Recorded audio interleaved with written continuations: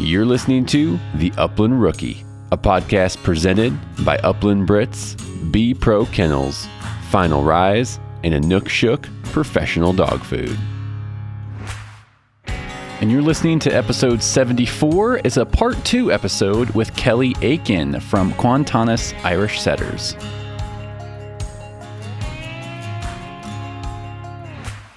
Big thanks to our title sponsor, B Pro Kennels.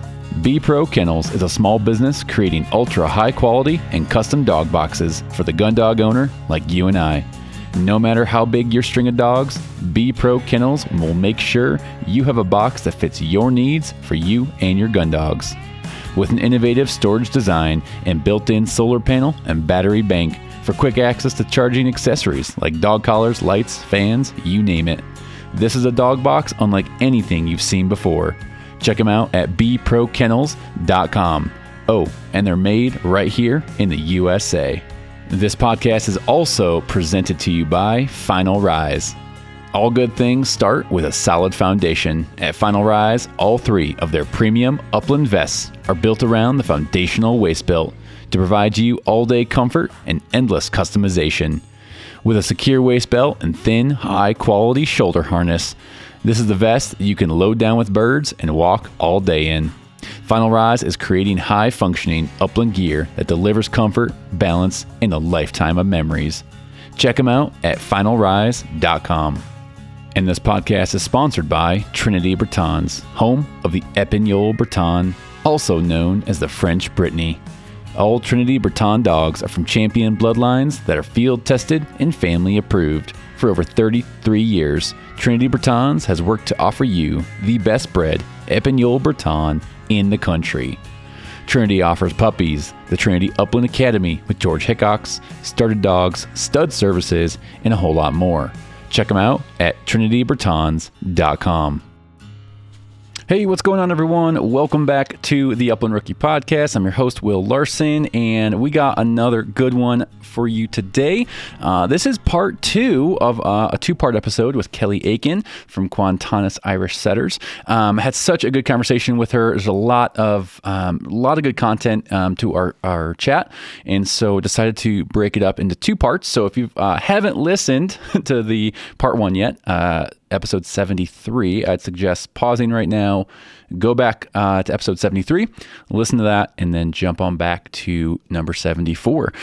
We talk more about gaited horses, a little bit about trialing, breeding, red setters in this episode. I know we touched on that a little bit in the first one, but we unpack that a little bit further on this one.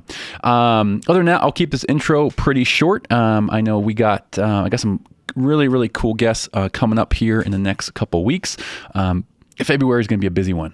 got some good ones on tap, and so make sure you guys are subscribed to the podcast. Don't forget, head over to patreon.com. I'll be doing another giveaway over at Patreon soon. So patreon.com and become a Patreon patron. I think that's how you say it. For as little as $5 a month, you'll be entered into giveaways, get some insider scoop over there. So if you're not already a Patreon supporter, head on over there. If you are a supporter on Patreon, thank you so much. Really means a lot. You guys supporting the show that way.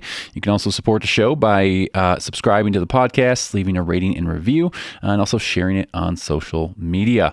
Other than that, it is freezing cold in my garage. So without further ado, we're going to jump right into the episode part 2 with Kelli Aitken. In one place. So that's kind of a culmination. Yeah, that is so cool. That's so cool. This is kind of similar to our closing question at the very end of the podcast, but like specifically for trials, like what's a piece of advice you would give someone who would like to, maybe they've been considering getting into trials. Like what's a piece of advice you'd give to a newcomer who's interested in trying it? I think that what you do, if you can go to a walking trial and take your dog, that's awesome. What you do is you find somebody who will help you learn about the sport, find a mentor, and the good breeders out there and the good competitors are happy to mentor you and to help you become competitive and learn. That's the best thing you can do, because when you go in, and you don't know anyone and you don't have anything to help you get started, you're at a disadvantage. If you reach out to somebody who's happy to help, there's so many people out there who would love to take on a mentee and teach them, and help them become successful. I think Mm, that's what you should do, and that's in the sport of dogs in general, mm, not just field trials, whether it sure. be breeding or hunting. Having somebody who can teach you the things is going to give you a leg up. So that's the best thing I can suggest, is Mm, find a mentor. yeah, that's awesome. That is awesome. I was going to ask you something and I forgot what it was. Story of my So life. I You know, ask me a like, question and I start to answer it, and then I go into sort of a tangent and I'm like, wait, what was the question? That's where right, we right. were. So That's where we were. I'm going to kind of go to the training side of things for a little bit here. Where, it sounds like you're doing the training yourself. Is that correct for your dogs? You're doing all the training yeah, I yourself? nowadays I'm training my own dogs. Okay. Before, and I should say, like, I've trained most of my own dogs. The exception has been, at one point, when first starting off, I had a mentor who was just a fellow amateur who kind of taught me the basics, and I utilized a program called from Mo Lindley, who has Oh, this yeah. book called Training with Mo, and Mhm. that's my foundation for Okay. training my own dogs. My mentor from the field trial world and from the field world does not use the same method as I use to train, um, Okay. but I use Mo's methods. And there's times like when I went overseas to work, or for the army, or when I was contracting overseas. At those points in time, my dogs went to a pro, and the pro would just continue in the training methods, Mhm. continue with that dog's training and progress them. So I am not the sole reason that all of my dogs are where they are, but because thankfully I've had a mentor who took my dogs when I was, overseas, and Sure. progressed them. But I am training, I continue to train my dogs. I've broke out most of my dogs that I have now, and am Yeah. in the process of breaking my own dogs. So That's awesome. I like to do it myself. I really do. Sure. There's Yeah. There's, exceptions, but yeah. Oh, yeah, of course. But there's a lot of pride and a lot of, I mean, working with your dog and seeing, the trials and errors, but then getting to the end result, like it's a fun, as you know, it's a fun thing to do and see that all come together. It's pretty special. Absolutely. And the nice thing is that because I have a mentor, when I have something that I've not encountered before, between going to somebody like Mo, who wrote who has designed, this program that makes it easy to follow, or to go to my mentor and say, hey, this is the issue I'm seeing. What would you do? That's kind of the nice part, is you have these people to rely on. Um, Sure. and so I don't just have to look at my own toolbox. I can ask people for help with their tools that they've Hmm. used, and progress my dogs that way. So Yeah, absolutely. What, I guess, or yeah, how did you kind of land on that training method for you and your dogs? Is it the one that just kind of made sense for you? Were there components that you just said, oh, that I really like that? Or like, what was that process like for you? I really, it came down to the fellow amateur that was helping me uses that method, and so it just made Okay, sense for me to try it as well, and it's worked well for me. And nice. I the online support and the number of people that use that method, they've just been, there's always people that are willing to help and to talk Mm, through things with you. And the book is there if you have to go back and reread it. So it's something that basically, it just made sense for me to try this way out. I'd had watched some of the videos from other pros and methods and such, and I'm sure they would work great for me. It's just not what my fellow amateurs were using at that mm, time. So, it was so easy to have somebody local who was using the same method, because yeah, that way we knew exactly what needed to be done, sure. to help each other progress. Yeah, that's so cool. Yeah, can you walk me through? I'm always curious when I love to ask people who again have like some experience with several dogs of their own. Like, what is your method like developing a young puppy? Like in the first, let's say, like 6 to 8 months you own that puppy. Like, what do you like to do with that pup as gain them exposure and help them develop? Like, do you have a process that you walk through in that first those first 7 to 8 months or something like Um, that? sure, yeah. It just, like I would say that I do less with birds than most people would do at a young age. I'm going Okay. to make sure the puppy has the desire to point early on. I'm going to introduce them to a wing on a string or whatever when they're baby puppies, and then I'm going to introduce, let them hopefully point a live, a couple of live birds here and there. But really, um, I find that it's more important for me to be taking my puppy on walks and getting them exposure to things and teaching them that, they should be going where I'm going. And I want them to do it naturally and not with a lot of effort later Hmm. on. So if they start doing it now, if they start, turning when I turn now, it makes it that much easier later on. These Hmm. dogs, I like to develop dogs with wheels, but it's more so important that they learn to handle as young dogs. So, Hmm. when they're less than 6 months old, I'm going to be teaching them to go with me, to come to me, and to be aware of what I'm asking and when I'm asking it. Hmm. So, the rest of it kind of falls into place later on. Sure. If I can get them into birds, wild birds is Sure. important. At a younger age, that's awesome and that's Sure. important. I don't want my dogs to catch birds, so pen raised loose birds Yeah. aren't Yeah. Not ideal gonna for mess with what. that. Yeah. Yeah, for the way I do things, it's not what I want to do. Pigeons are great because you can flush them, pop them, whatever, and they're going to Sure. fly off. But really, the birds aren't my priority unless I can get them into wild birds as young dogs. So, and that's Gotcha. where, depending on the time of year they're born, if I can take them into summer camp and get them exposed on wild birds, you Sure. can't do anything better than that because that's going to Right. ignite that fire. So that's where Yeah. I'm at with my young dogs. But I'm That's lucky awesome. because I have the ability to get them into wild, birds. This isn't the way to do it for everybody. Sure. It's what Sure. works This for is me with my Yeah, dogs. absolutely. No, that's so important. It's what works for you and your dogs and what your experience is. And so, people, be like, oh well, I do it this way. Okay, great, you do it that way. And this person, Right, like if that works for you, that's great. And it's and like, if somebody who lives in an area that doesn't have access to wild birds was to try my way, it wouldn't go well because right, they'd never see any birds. right. So Like my dog hasn't so seen a bird in 3 years. right, like you've officially screwed yourself over because Right. this isn't what you should be doing Right. because you don't have the same circumstances that I Totally. have.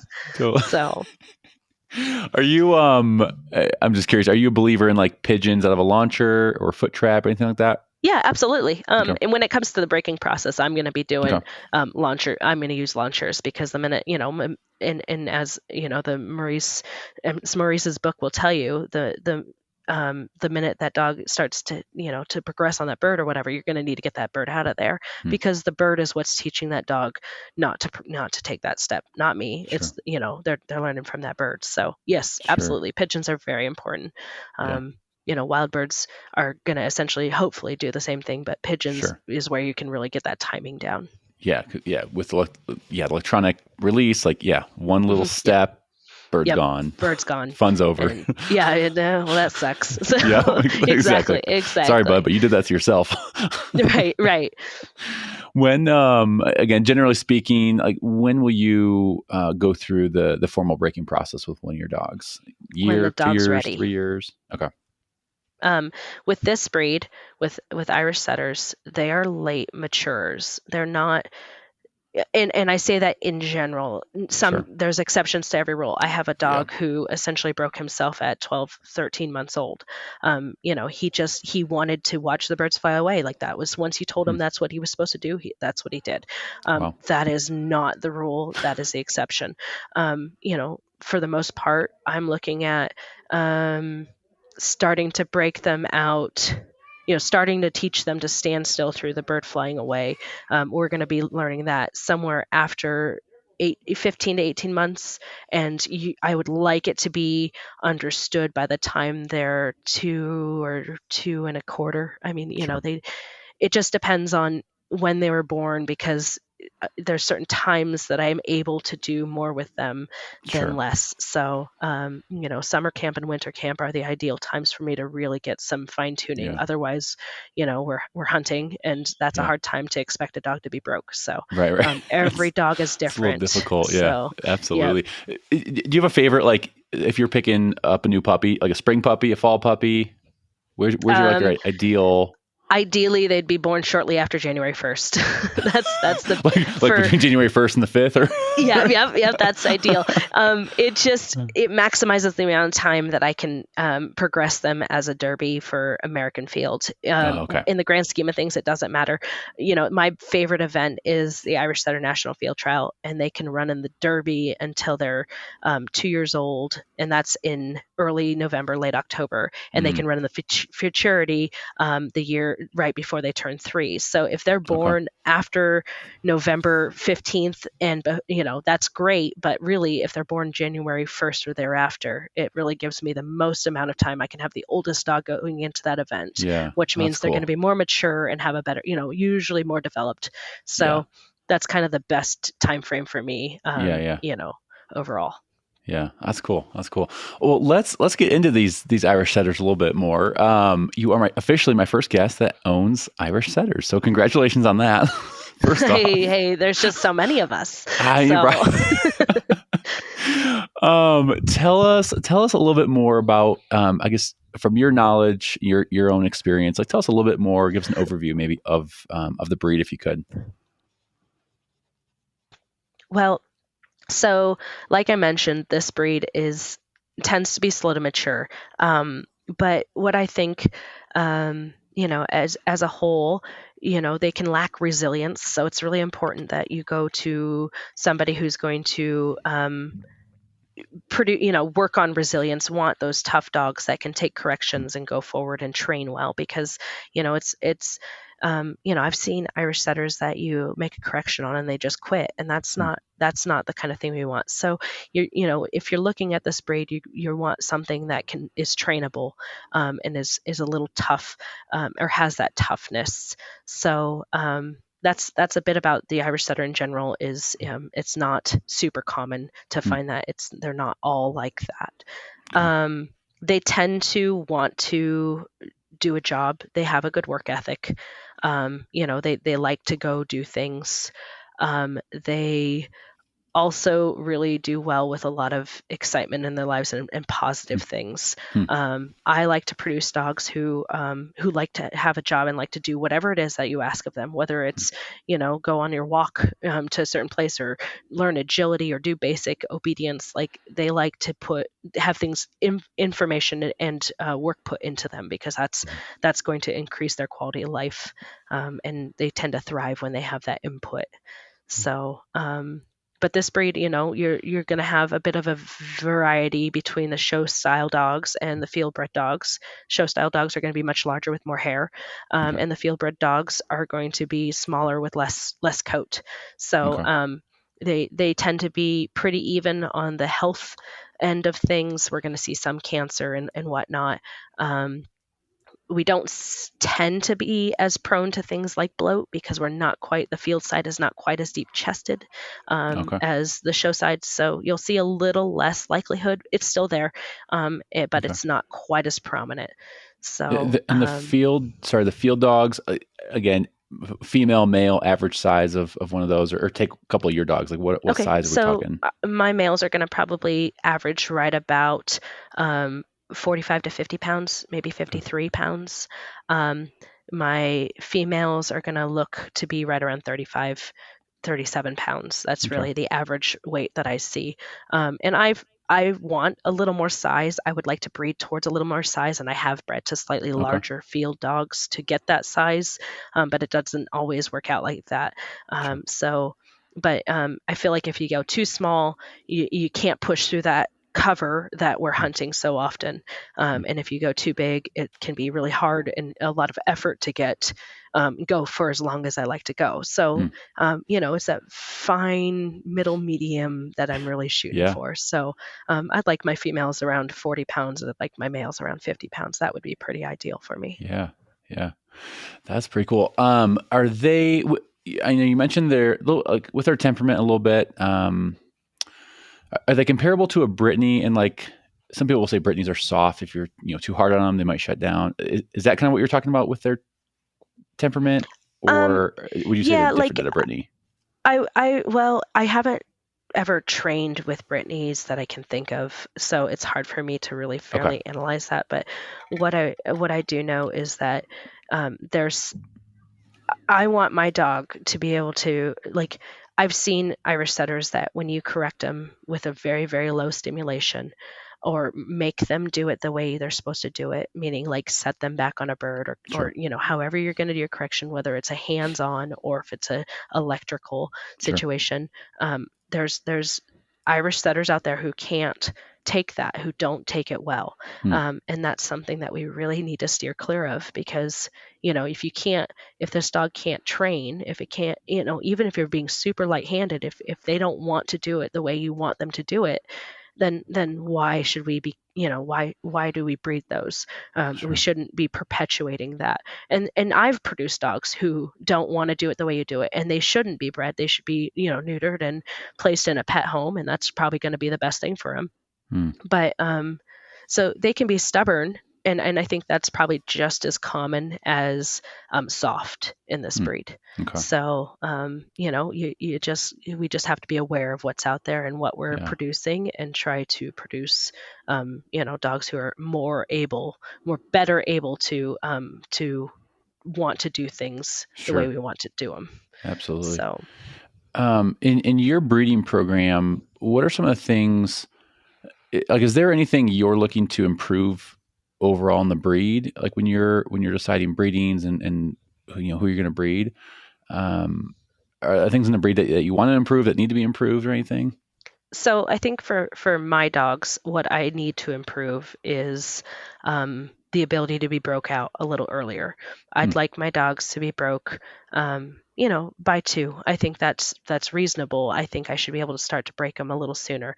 And most of my dogs aren't quite ready for it then, and that's where I think it's important for people who purchase dogs for me, for my breeding, to be aware of what we're looking at and when they're going to be ready. hmm, I can't have these people who want broke dogs at 1. It's just not sure. gonna, 99% of the time, it's not gonna be Right. my dog. So that's something I would like my dogs to mature a little earlier. Sure. And that's probably the breed on a whole. We're just slow. We're just Yeah. slower. Yeah. We're Irish. We're probably drinking a little too much and doing stupid things and laughing about it. Like my dogs, they tend to Sure. wag their tail and think it's really funny. Yeah. And I guess I'd rather have that than sulking. So, Yeah. Yeah. You're like, but I get, at least you're um, positive, I guess. So, right, right. So I'd like my dogs to be a little more natural, have a little more natural ability to be broke out yeah. earlier.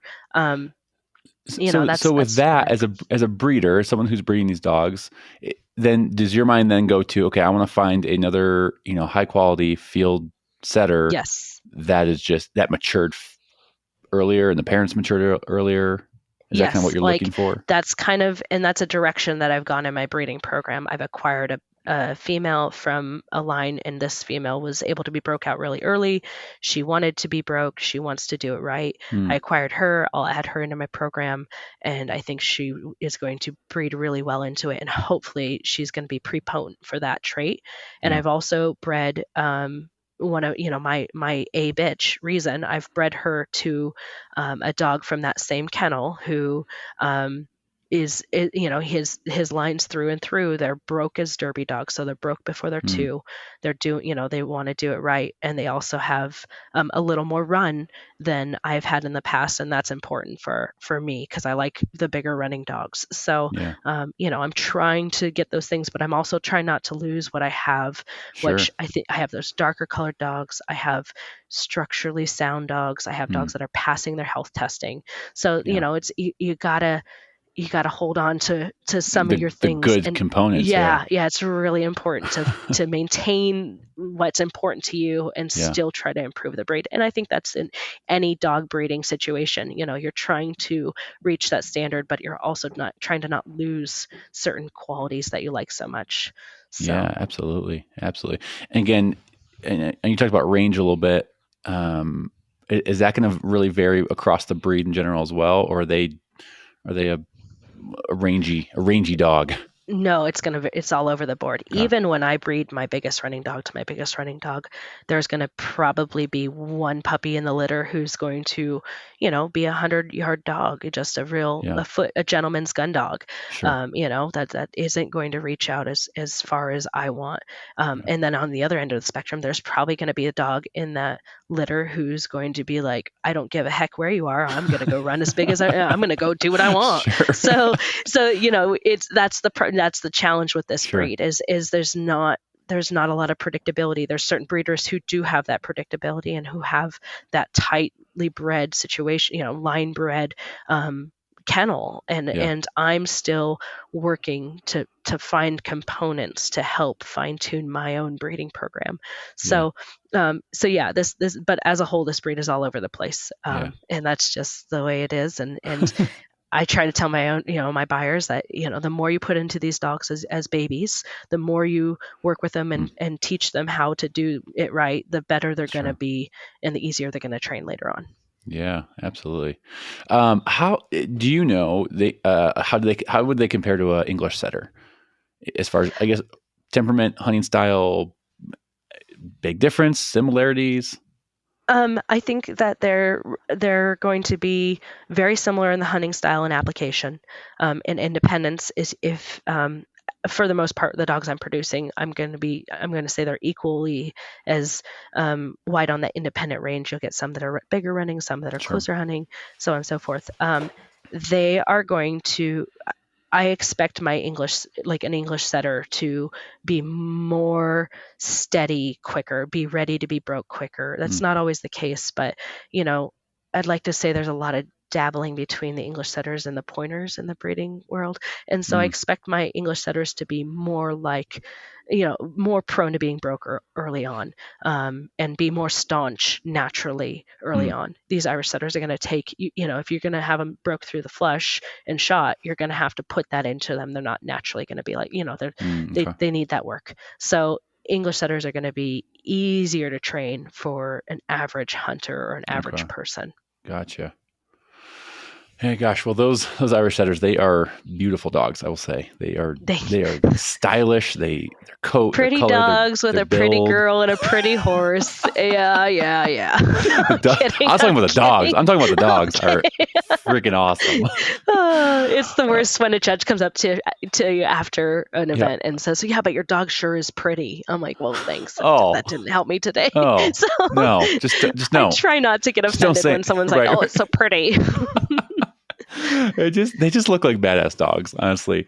And when I look at again, whether it's some of your dogs I've seen online or some other nice English setters or Irish setters I've seen, it's like I really like the a little bit smaller. Like just Mhm. they look ripped, they look built well, and they just they look like a nice looking dog for sure.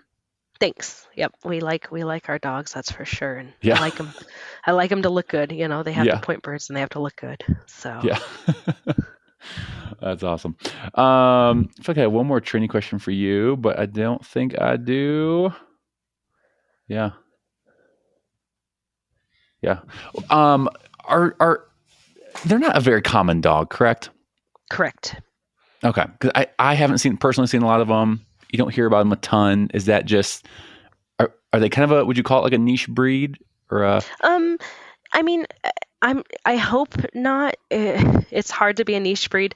You can have a lot to overcome being a niche breed, but I feel like there's a lot of preconceived notions about this breed.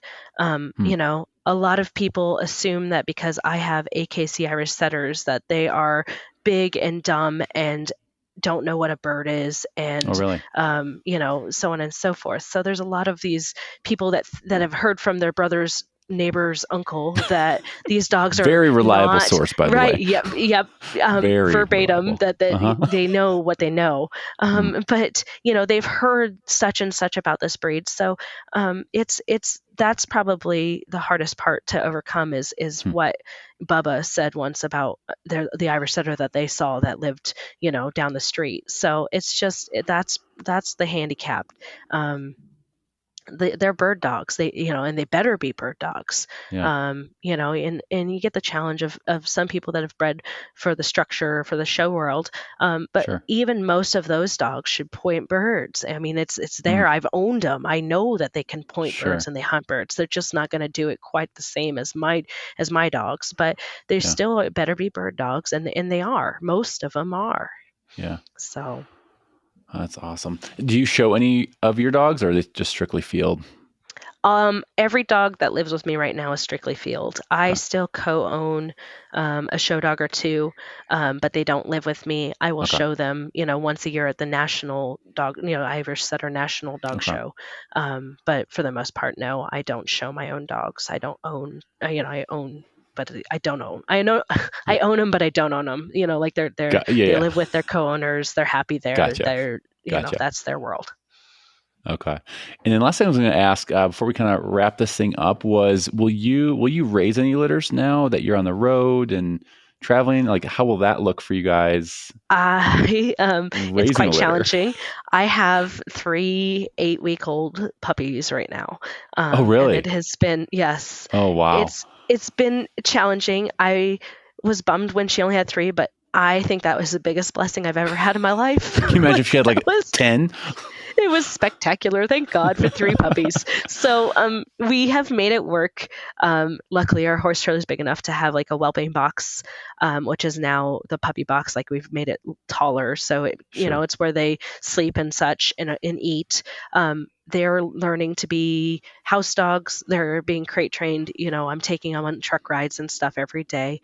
And luckily, with where we're at, I'm able to take them on puppy walks.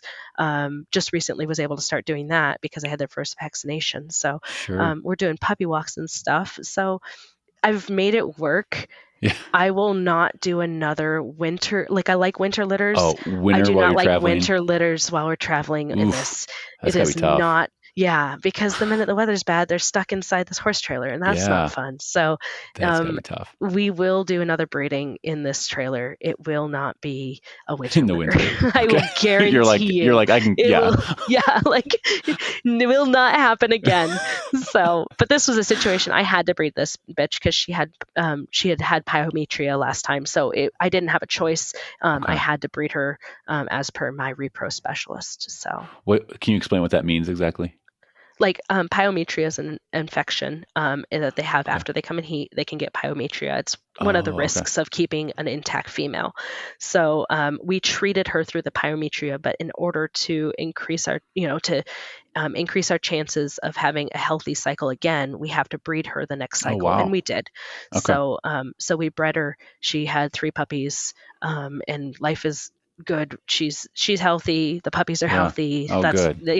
and I That's great. Thankfully there was only 3, Yeah, so it yeah. was a Not a huge glorious litter. litter. No, Yeah. no, it was perfect. And are you raising those dogs are you going to possibly keep some of those puppies, or are you selling all those, So or? I will keep one, and the owner of the sire will keep one, Okay. and as her stud fee puppy, and then I'm placing 1 puppy. So, and he's going to go to a hunting / potentially field trial home, and he's also a pet home. So, Nice. it's pretty ideal. Okay, that's awesome. This is another fascinating question I always like to ask people who are breeding and trialing their dogs a lot. What are you looking for to make your decision on the puppy you keep? I don't, I like I honestly don't know what it is that draws me to some of my puppy choices. It's Okay. not always something that I can say. See how, it's just the little things. This dog has the most presence in the litter. I think they're Hmm, all 3 independent in their own ways. When I take them for their walks, I like things sure. that all 3 of them do. But this dog is just a little more look at me, and that's Okay. if you looked at them, you might say the other dog's saying, "Look at me." Sure. But It's all in the eyes of the beholder. but for me, that's this puppy is just saying, that I'm the one. So that's the one Yeah. we're keeping. Yeah, that's awesome. I always love that question because you get different answers. People say, "Oh, well, this dog did this first, and this dog did this first, and that." Yeah, I'm like like, this okay, dog climbed out of the whelping box first. Like, yeah, different things like meh. that, and you just have that feeling, kind of. You just gotta go with Yep. it. Yep. That's awesome. Trust the gut. That's what I say. That's Trust your awesome. gut. I love it. Awesome. Well, a couple more things here before we wrap up. Closing question is, the piece of advice you give to a new upland hunter out there who's just getting into hunting, maybe trialing as well. I know we touched on that a little earlier. So what's something you would share with a new hunter out there? I would say that for a new hunter, find somebody who will help you get into birds because and earn their trust because so often we'll take a friend hunting and then they'll take their friends to that same spot and then they take their friends and next thing you know you can't ever go back there. But find somebody who can kind of show you the ropes and make a friend because I think more so than going out and finding birds is the camaraderie of meeting people who are like-minded and want to see each other succeed without, annihilating the bird population. But the friendships are huge, and Yeah. that's far more significant than having successful day after successful day. Yeah. That's it. The camaraderie. So. Yeah. I love it. I love it. Awesome. And then a couple rapid fire round questions here for you. First one is going to be for you, Kelli. What came first, the dog, the gun, or the bird? The dogs definitely came first. I was born into that. So dogs. Can you repeat that? You broke up just a sec. Okay. Am I clear now? Yep. Can you hear me? Okay. The dogs definitely came first for me, far before the birds or the gun. Okay. All right. Kind of had a hunch that'd be your answer. Just a little. Yeah, just a little bit. What gun are you carrying into the field when you're hunting, and why? I am carrying I'm carrying an 870 right now, and that is a loaner gun because I've had the worst gun purchasing luck ever. Oh, no. But right now, my old Richland Arms side by side, the firing pin's broken, and it's been broken for like 2.5 years because COVID, and they couldn't get someone to make a firing pin. Blah blah blah. So I'm borrowing a gun, so it's an 870 right now, just a 20 gauge. Okay. That's awesome. That's awesome. Favorite breed of dog besides the ones you own? If I didn't own, I own a Vizsla, and that's, a token Vizsla. That's our pet and hunting companion. But if my favorite breed of dog after Irish Setters is going to be Gordon Setters. Gordon. Okay. And why? Expand on that. Why the Gordon? I've ran and I've trained with and I've scouted and I've hunted with some spectacular Gordons, better dogs than my dogs. There's been one or two really great ones that I've had dealings with, and they're classy. They look like my dogs but black and tan, and that's just they're striking. And when you get a really nice one, it's really cool. One day I will own a very nice Gordon. It's just gonna. I have to wait for the right breeding and for for the timing to be right for me. Sure. So that's awesome. I would love to hunt over a Gordon. I'd love to hunt over a freaking red setter as well. So many dogs I want to hunt over now. Well, head east. Yes, I know. Yeah, it's a long way from Colorado, but I would love to. All right, a couple more here. What's one piece of gear you would never hunt without? And I have to start putting the rules on this question because people are like, "Oh, my gun, my dog." Okay, it's not like excluding like the critical essentials, like the dog, the gun, the boots, like that kind of stuff. So like a piece of gear, like you're not going to leave your trailer. I was going to say your trailer home without. My Fenix watch. I always have the Garmin on, but my Fenix watch, when it comes to hunting with my dog, I used to kill my batteries just checking my Garmins and whatever else. I love my Fenix watch because when my dog's on point, I just look down at my watch. I don't have to fumble and get my Garmin out and look at it. I can just look down at my wrist and keep walking and look down at my wrist and keep walking. So when a dog's on point, it's just, I don't have to worry about other things. I look at my watch, I have my gun, I'm looking for my dog. Like it simplifies things. It's glorious. I love my watch. Those quick because all you need to do is a quick glance. You just need to know, yardage, direction. And how easy is it to walk with your hand, and carrying a gun and just kind of flip your Yeah. wrist a little bit, as opposed to Yeah. having to lift. Let I've me lost a let me Garmin grab the handheld because handheld and right, and I've lost one hunting Oh because geez. I drop it and I shoot and I go find my bird. Next thing you Yeah. know, I'm hunting again and I realize I don't have my Oh Garmin and I shoot. have no idea where it is Okay. that I picked up They my gun need to to shoot. put a GPS tracker in the handhelds, honestly. Oh, absolutely. I now Like, have come a on. tag. I got one of those darn air tags or whatever to put on my Oh, Garmin and there my, you go. yep. So Oh, I that's have the smart. ability to find it, but then hopefully I don't lose my phone too, because then I'll never find Yeah. anything. Well, then you're So, screwed. Yeah. yep. Oh, that's smart. You just like tether it onto the handheld case. Yep, sure did. It works out That's a really well good for me. idea. A little project for tomorrow. All right, a couple more here. Favorite bird to hunt and why? Bob Whites, because Okay. they're, that they are going to, um, one, when they flush, I mean, there's nothing like a nice covey getting up Mm, around you. And two, I mean, they're just spectacular for training dogs. You can mm, usually watch them land. You can get on singles. They just are, they call them the gentleman Bob mm, for a reason. There's sure. nothing like fine tuning a dog on Bob Whites. So, other birds will be flightier and teach the dogs not to pressure and so on and so forth. But, Sure. you know, that it's just the best training bird Mm, for me. that's awesome. Your go-to snack you take on a hunting trip? Sorry about that. My go-to snack is probably Premier protein shakes because they're really easy to carry around and have, or that or a cutie orange. Like There you those go. two things are almost always going to be in the truck when I'm, Orange and the at protein between, shakes. yeah, between the two, between different fields, I'm gonna either drink a Yeah. shake or peel an orange.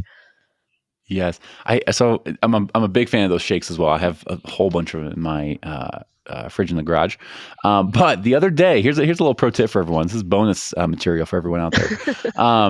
So I left it was really cold the other night. And I pre-packed my cooler and everything the night before I went hunting.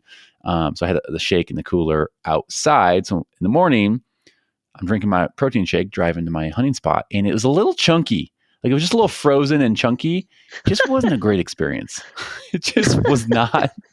I want a nice, smooth protein shake. This was not. You don't So want to chew your don't protein get them. shake. No. It just kind of, I don't know. Just kind of was a little weird. But anyways, that's for another podcast. Last question: beverage of choice after a hunt. If it's warm out, a summer shandy, and if it's cold, Blue Moon. Oh, Blue Moon. Haven't Yeah, heard that one on here before. yeah. It's those are my two drinks of choice. Love it. Love it. Well, Kelli, this has been a blast. Thank you so much for carving out some time in your week and just sharing your journey and your passion with us about your dogs and trialing and all sorts of stuff. So I really, really appreciate this. Well, my pleasure. I appreciate you having me on, and hopefully, somebody can learn something from, some of the ramblings I had, and find some inspiration to try something new. Absolutely, absolutely. And what's the best way to keep in touch with you or follow along on your journey, whether it's Instagram, Facebook, things like that? It would for sure probably be my Instagram is probably where I post the most dog and hunting related stuff.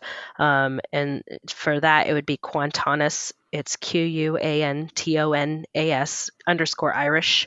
But Facebook, I add, I'm usually willing to add people as friends as long as we have mutual friends that hunt, and don't go on political rants because that's not why I'm on social media. So, yeah, if you want to follow along on That's a good Instagram, though, you can criteria. see, I just want to see Way to, dogs way and to, way to set those stuff. boundaries just up front. Way to set the boundary. Like if we don't Yep. have mutual friends and if you're going to go on political rants, Yeah, then we're not meant to not going be. to So happen. that's a no. Yeah.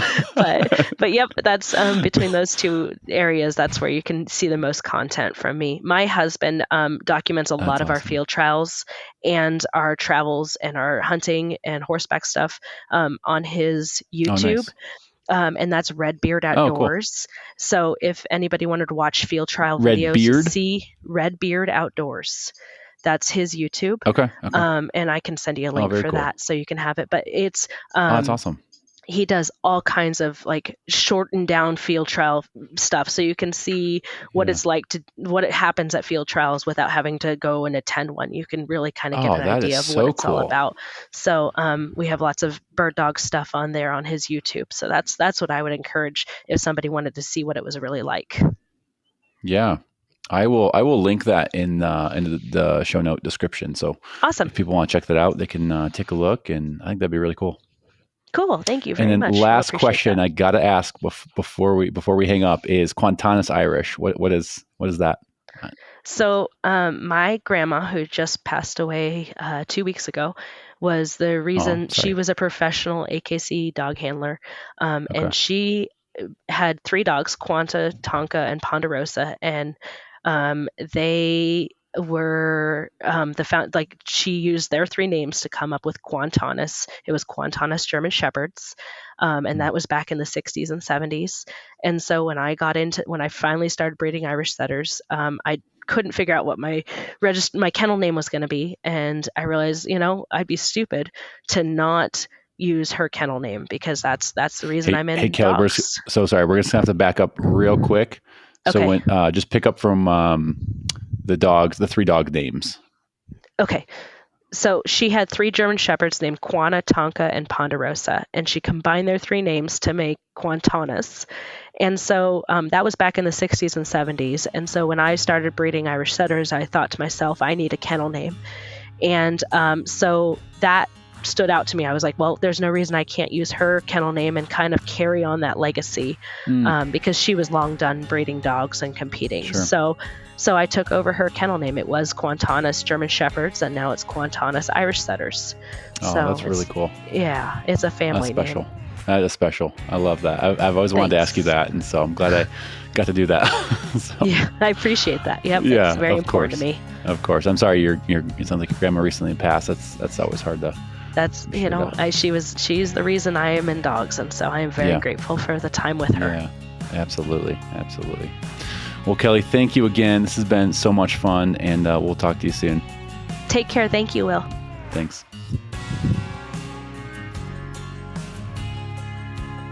Well, that's a wrap of episode 74, which is part 2 of my episode with Kelli Aitken from Quantanas Irish Setters. Kelli, thank you so much for carving out the time and sharing more of your journey, sharing more about the red setter, your dogs, breeding. I think it's been a really fun conversation, and I hope it can be encouraging to other people. Maybe to get out there and try a field trial, go ask some questions, run a couple braces. I think that's such a really cool part of bird dogs is the competing aspect. And I think that was very, very clear, which you love that competing style and competing nature. So anyways, thank you for that. Hey guys, make sure to leave a rating and review on Apple Podcasts or Spotify. Really would help the show get out there to more hunters, more bird dog lovers just like you.